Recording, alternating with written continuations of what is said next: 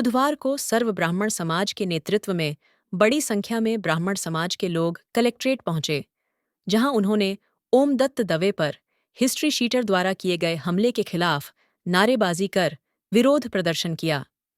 समाज के प्रतिनिधियों ने जिला कलेक्टर और एसपी को ज्ञापन सौंपा, जिसमें आरोपियों की गिरफ्तारी की मांग की और कार्रवाई न होने पर पाली बंद की चेतावनी दी। जानकारी के अनुसार हाउसिंग बोर्ड क्षेत्र निवासी ओमदत्त दवे मंगलवार को औद्योगिक थाना क्षेत्र के राजनगर में अपने पट्टाशुदा प्लॉट पर सुंदरकांड का पाठ करवा रहे थे।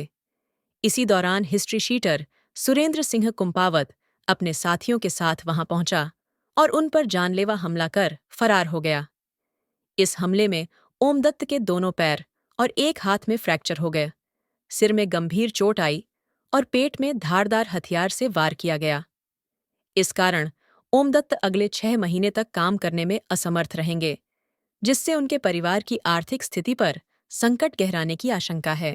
वरिष्ठ अधिवक्ता पीएम जोशी ने आरोप लगाया कि औद्योगिक थाना क्षेत्र में जमीनों पर अवैध कब्जा करने और सीधे साधे लोगों से पैसे वसूलने का रैकेट सक्रिय है।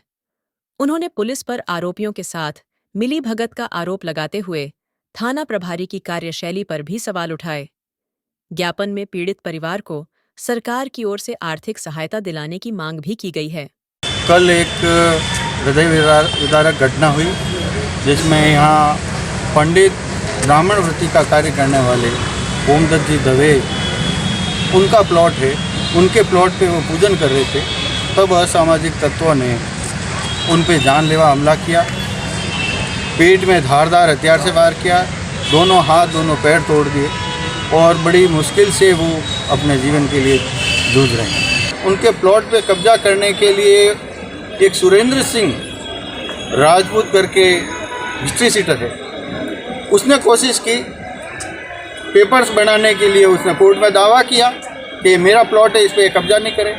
कोर्ट ने उसके डॉक्यूमेंट नहीं माने, उसका दावा खारिज किया और ओमदत्त जी के पक्ष में डिसीजन दिया कि इनके आधिपत्य में कोई दखल नहीं करे, इनके उपयोग में दखल।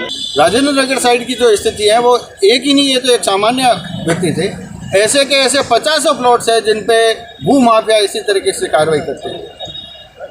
आगे आके कार्रवाई करने की ज़रूरत इसलिए पड़ी कि पुलिस की निष्क्रियता से या पुलिस की मिलीभगत से जो आरोप लगते हैं कि पुलिस इनमें उनके पार्ट एंड पार्सल है, हिस्ट्री शीटर जो है उनके सहयोगी बने रहते हैं, उनके साथ पैसे लेके वो काम करते हैं। अगर शनिवार तक वो उसको सुबह तक गिरफ्तार नहीं करते हैं तो फिर शनिवार को दोपहर बाद पाली बंद का आह्वान होगा।